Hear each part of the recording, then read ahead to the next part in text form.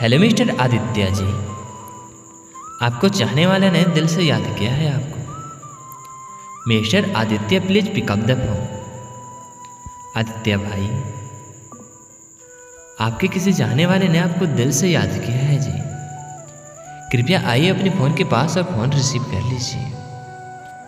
Mister Aditya, कृपया करके 2 minute समय निकाल कर बात कर लीजिए जी। किसी को अर्जेंट बात करनी है आपसे आदित्य जी।